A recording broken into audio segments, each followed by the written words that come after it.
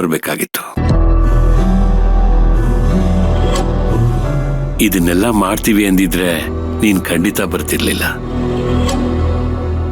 ಅದಕ್ಕೆ ನಾನೇನು ಹೇಳ್ದೆ ನಿಮ್ಮನ್ ಕರೆಸ್ಕೊಂಡೆ. ಈಗ ನೀನಿಲ್ಲ ಅಂದೆ ಮರುಮಾಂಗಲ್ಯ ಧಾರಣೆ ಮಾಡಿಸ್ಕೊಮ್ಮ. ಯಾಕೆ ಯಜಮಾನ್ರೆ, ಯಾಕೆ ನನ್ನ ಜೀವನದಲ್ಲೇ ಹೀಗೆಲ್ಲ ನಡೀತಾ ಇದೆ? ನಾನು ಏನ್ ತಪ್ಪು ಮಾಡಿದ್ದೀನಿ ಅಂತ ಈ ಶಿಕ್ಷೆ? ಹೀಗೆಲ್ಲ ಮಾಡೋದ್ರ ಬದಲು ಒಂದೇ ಸಲ ನನ್ ಕುತ್ತಿಗೆ ಹಿಡಿದು ಸಾಯಿಸ್ಬಿಡ್ಬಾರ್ದ?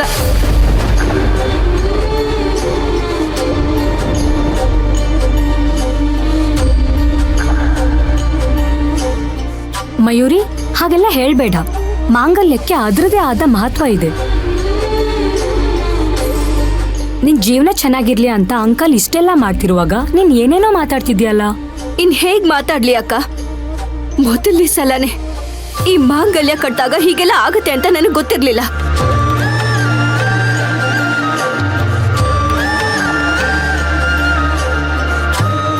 ಈಗ್ಲೂ ಗೊತ್ತಿಲ್ಲ. ಗೊತ್ತಿಲ್ಲದೆ ಆಗಿರೋದಕ್ಕೆ ನರ್ಕ ನೋಡಿದ್ದೀನಿ.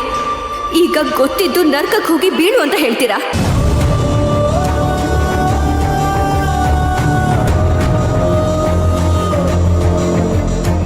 ನಾನು ಇದನ್ನೆಲ್ಲ ಒಪ್ಕೊಳ್ಳೋದಿಲ್ಲ.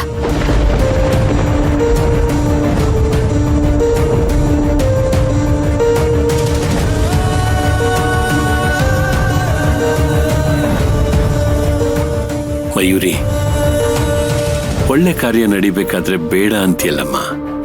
ಯಾವ ಒಳ್ಳೆ ಕಾರ್ಯ ಯಜಮಾನ್ರೆ?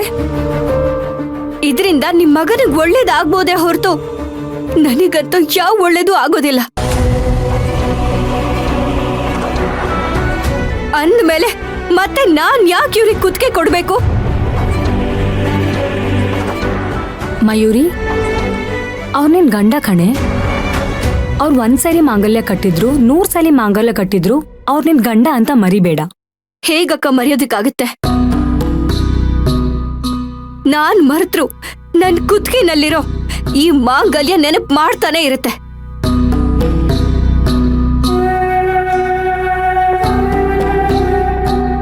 ನನ್ನ ಹಣೆ ಬರಕ್ಕೆ ಇಷ್ಟೇ ಸಾಕು.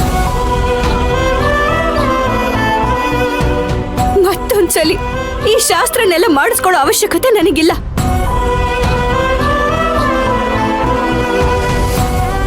ಮಯೂರಿ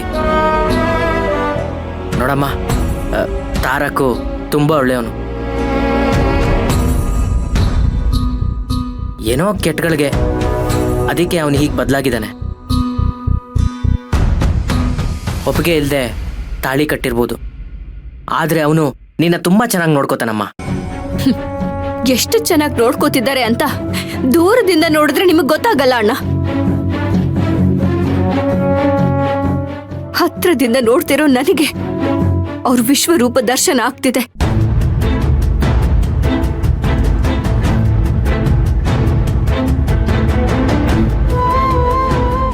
ಇವ್ರಿಗೆ ನನಗಿಂತ ಅವ್ರು ಕುಡ್ತಾನೆ ಹೆಚ್ಚು.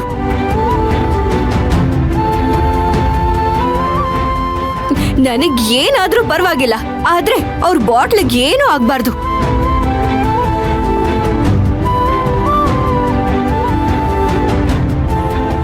ಅದಕ್ ಕೊಡೋ ಬೆಲೆ ನನಗಿಲ್ಲ ಅಂದ್ಮೇಲೆ ಇದನ್ನೆಲ್ಲ ನಾನೇನು ಕಣ್ಣ ಮಾಡಿಸ್ಕೋಬೇಕು? ಮಯೂರಿ, ನಿಂಗೆಲ್ಲ ಅರ್ಥ ಆಗತ್ತೆ. ಆಗಿರೋದನ್ನ ಮನಸ್ಸಲ್ಲಿ ಇಟ್ಕೊಂಡು ಕೊರಗೋದಕ್ಕಿಂತ ಎಲ್ಲ ಮರ್ತು ಬಿಡೋದು ಒಳ್ಳೇದಲ್ವಮ್ಮ? ಮರ್ತು ಬಿಡು ಅಂತ ಹೇಳೋದು ತುಂಬಾ ಸುಲಭ ಯಜಮಾನ್ರೆ, ಆದ್ರೆ ಮರೆಯೋದು ಎಷ್ಟು ಕಷ್ಟ ಅಂತ ನನಗ್ ಮಾತ್ರ ಗೊತ್ತು. ಲೋ ತಾರಕ್, ಮಯೂರಿ ತುಂಬಾ ಇನ್ನೋಸೆಂಟ್ ಅಂತ ಗೊತ್ತಿದ್ರು ನೀನ್ ಯಾಕೋ ಅವಳ ಹತ್ರ ಹಾಗೆ ನಡ್ಕೋತೀಯ? ಎಲ್ರಿಗೂ ಒಳ್ಳೇದ್ ಬಯಸ್ದಾಗೆ ನಿನಗೂ ಒಳ್ಳೇದ್ ಬಯಸೋದೇ ತಪ್ಪ. ಅದನ್ನ ಅರ್ಥನೇ ಮಾಡ್ಕೊಳಲ್ಲ ಅಂತಿದ್ಯಲ್ಲೋ. ಪ್ಲೀಸ್ ಬ್ರೋ, ನನಗೆ ಒಳ್ಳೇದು ಯಾವುದು ಅಂತ ಗೊತ್ತಿಲ್ಲದೆ ಇರ್ಬೋದು, ಆದ್ರೆ ಕೆಟ್ಟದ್ದು ಯಾವುದು ಅಂತ ಚೆನ್ನಾಗಿ ಗೊತ್ತಿದೆ. ನಾನು ಬಾಟ್ಲು ವಿಷಯಕ್ಕೆ ಇವರಲ್ಲ ಯಾರೇ ಬಂದ್ರು ನಾನು ಸುಮ್ಮನೆ ಇರಲ್ಲ ಅಷ್ಟೇ. ನೋಡಿದ್ರ ಅಣ್ಣ, ಅವ್ರು ಮಾಡಿರೋ ತಪ್ಪನ್ನೇ ಸರಿ ಅಂತ ವಾದ ಮಾಡ್ತಿದ್ದಾರೆ. ನಾನ್ ತಪ್ಪು ಮಾಡಿದ್ದೀನಿ ಅನ್ನೋ ಭಾವನೆ ಇವರಲ್ಲಿ ಇಲ್ವೇ ಇಲ್ಲ. ಇಂಥವ್ರ ಹತ್ರ ಮತ್ತೆ ನಾನು ತಾಳಿ ಕಟ್ಟಿಸ್ಕೋಬೇಕಾ?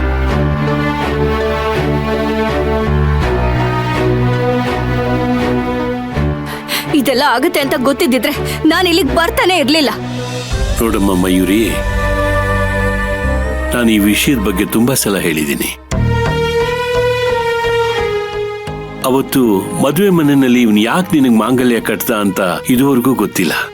ಸದ್ಯ ಆಗಿರೋದೆಲ್ಲ ದೇವ್ರ ದಯೆ ಅನ್ಕೊಳ್ಳೋಣ. ನೀವಿಬ್ರು ಒಂದಾಗ್ಬೇಕು ಅಂತ ಆ ದೇವ್ರ ಆಸೆ ಇರ್ಬೋದು.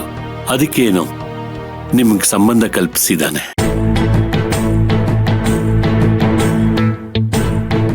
ನಮ್ಮ ಜೀವನದಲ್ಲಿ ಆಗೋ ಘಟನೆಗಳಾಗ್ಲಿ, ಯಾರೋ ಒಬ್ಬರನ್ನ ಭೇಟಿ ಮಾಡೋದಾಗ್ಲಿ,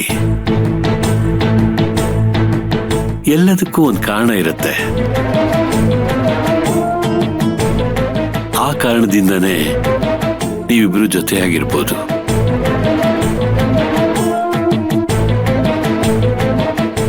ನೀನ್ ಈ ಮದ್ವೆಗೆ ಒಪ್ಕೋತೀಯೋ ಇಲ್ವೋ ಗೊತ್ತಿಲ್ಲ, ಆದ್ರೆ ಮದ್ವೆ ಆಗೋಗಿದೆಯಲ್ಲ.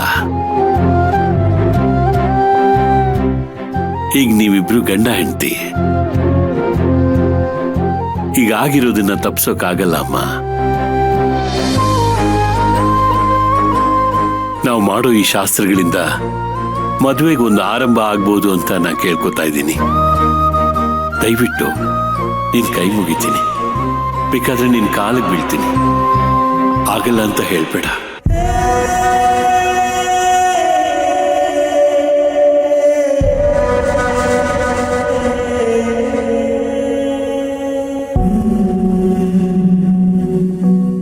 ಡ್ಯಾಡ್, ಏನ್ ಡ್ಯಾಡ್ ನೀವು ಕಾಲಿಗೆ ಬೀಳ್ತೀನಿ ಅಂತೆಲ್ಲ ಹೇಳ್ತಿದ್ದೀರಲ್ಲ? ನೀನ್ ಮಾಡಿರೋ ತಪ್ಪಿಗೆ ನಾನು ಪ್ರಾಯಶ್ಚಿತ್ತ ಮಾಡ್ಕೊಳ್ತಿದ್ದೀನಿ ಕಣೋ.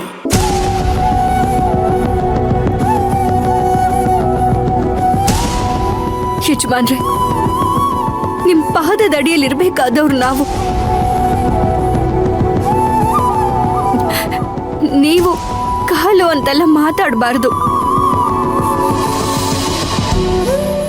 ನಿಮ್ಮ ಆಶೀರ್ವಾದ ನಮ್ಮ ಮೇಲೆ ಇರ್ಬೇಕೇ ಹೊರತು ಇದೆಲ್ಲ ಅಲ್ಲ.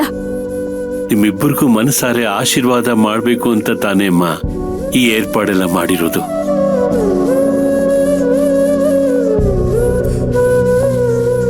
ದಯವಿಟ್ಟು ಅದಕ್ಕೆ ಅವಕಾಶ ಮಾಡಿಕೊಡಮ್ಮ.